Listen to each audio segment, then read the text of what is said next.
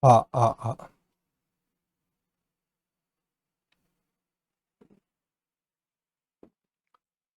안녕하세요. 김성길 목사와 함께하는 GTS 말씀 묵상 시간입니다. 오늘부터는 6번째 주간의 묵상을 시작하겠습니다. 3월, 4월은 예수님의 십자가와 부활에 관한 말씀을 묵상하게 되는데요. 첫 번째 주간은 예루살렘에 올라가시던 예수님과 제자들, 서로 누가 더 높은 자리에 앉을 거냐 하는 제자들의 갈등에 예수님께서 주님의 나라의 성격을 설명하시는 내용이죠. 두 번째 주간에는 이제 예루살렘 성에 입성하실 때 아기 새끼를 타고 들어가시던 장면이죠. 그래서 주가 쓰시겠다 한 말씀.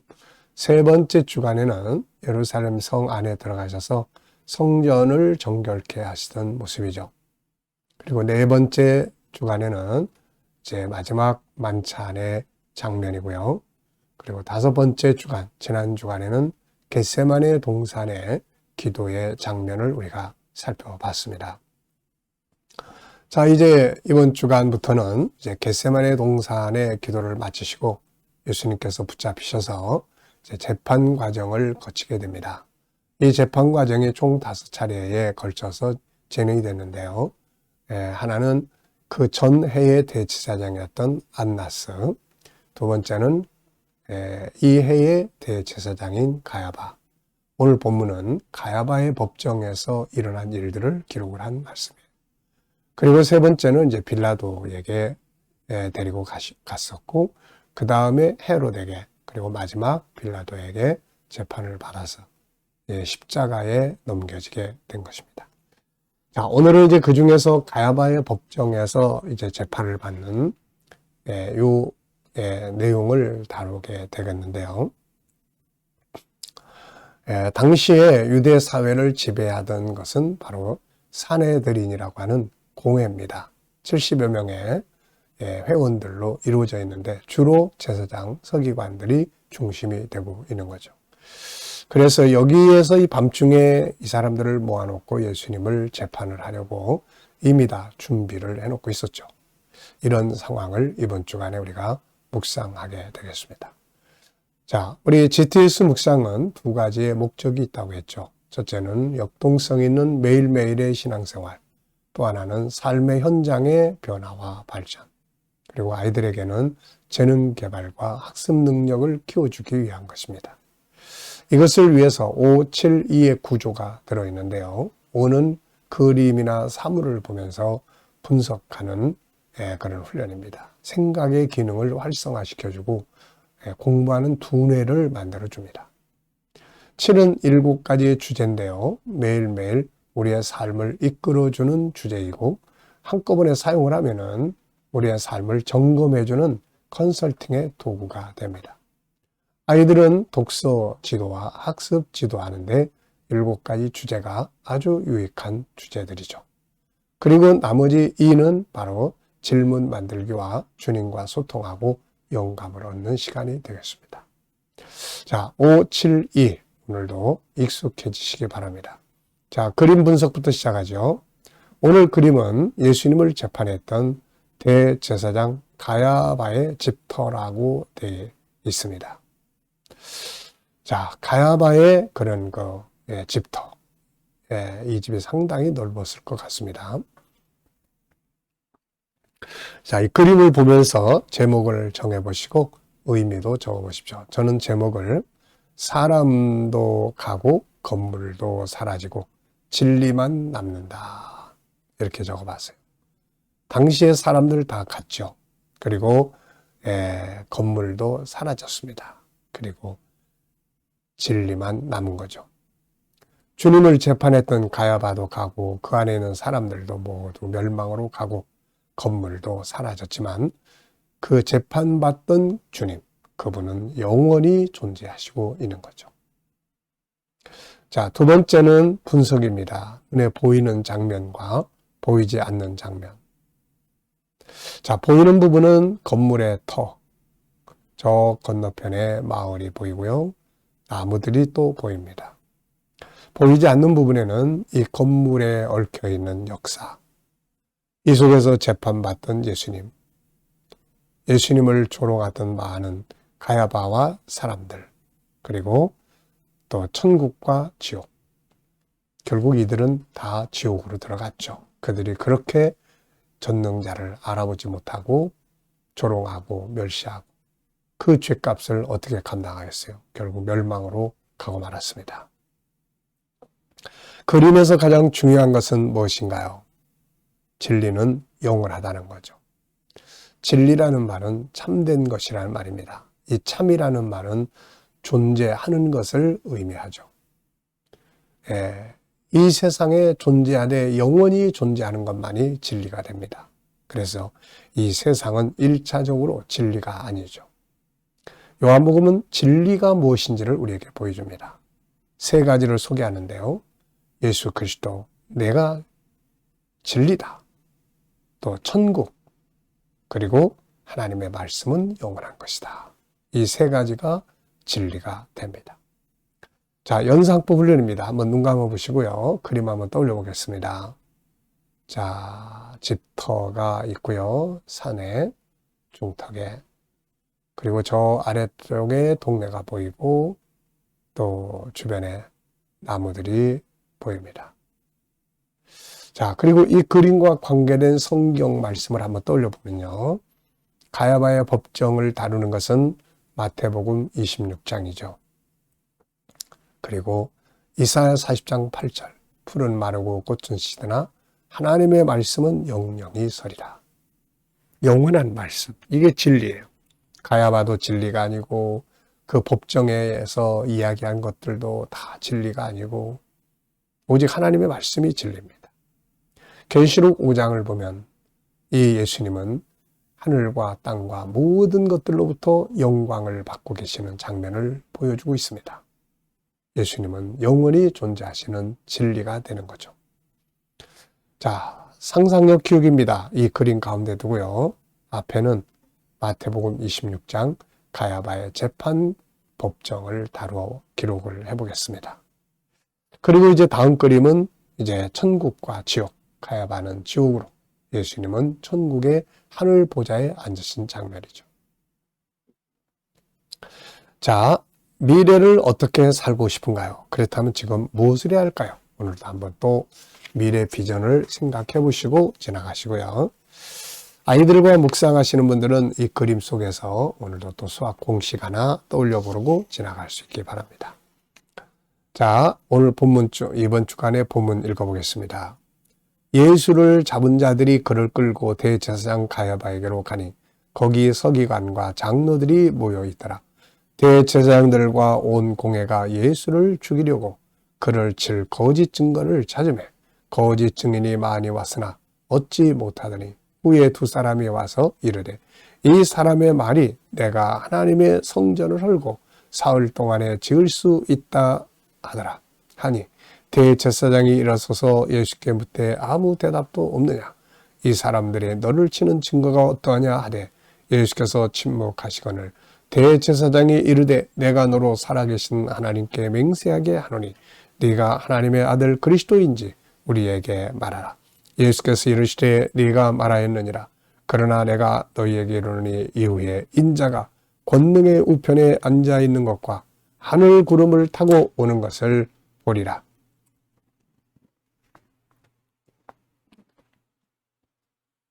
너희가 보리라 하시니 이에 대제사장이 자기 옷을 찢으며 이르되 그가 신성모독하는 말을 하였으니 어찌 더 증인을 요구하려?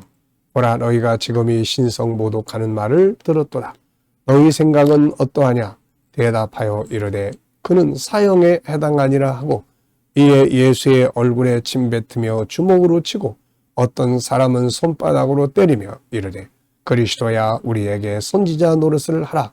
너를 친 자가 누구냐 하더라. 아멘. 자, 먼저 감사한 거 적어 보겠습니다. 어제 주일을 지내시면서 감사한 것 한번 생각해 보시기 바랍니다.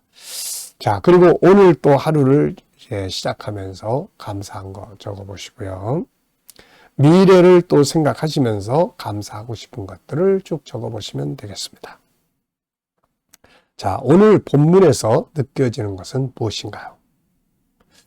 자, 저는 오늘 본문에서요, 하나, 둘, 셋, 넷, 5개를 적어봤습니다. 참 깊은 은혜가 있는 내용이죠. 자, 우선 첫째는 가장 어리석은 사람들과 행동.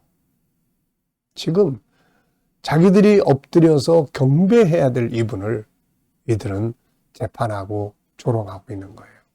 참, 이 많은 죄를 어떻게 감당하겠습니까?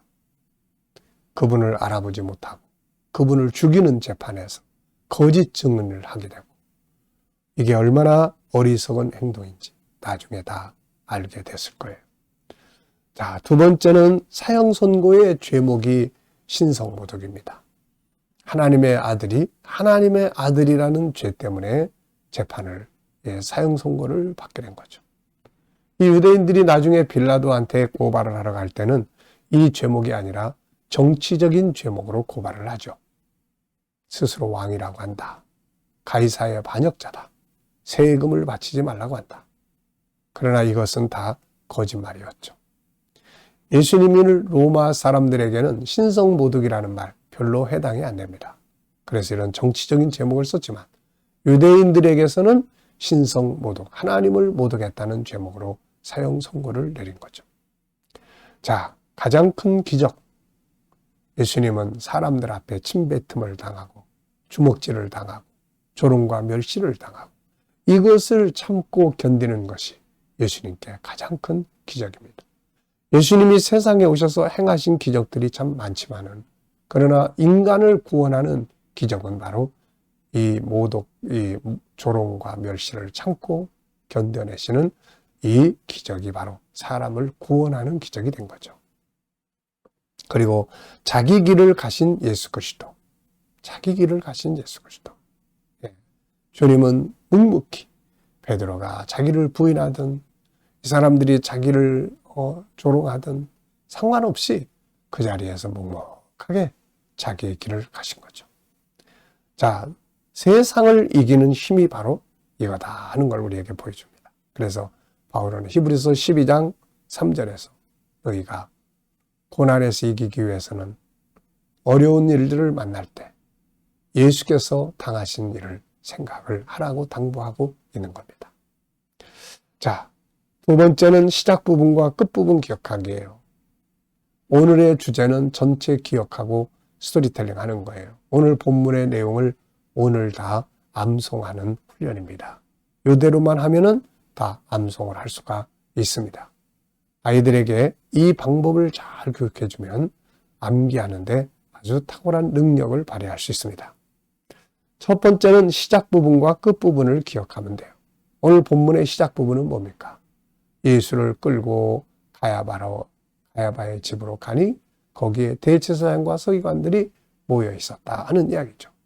끝 부분은 무엇입니까? 바로 예수를 조롱하면서 네가 선지자 노릇해라. 누가 너를 쳤느냐? 알아맞혀봐라. 이런 내용이죠.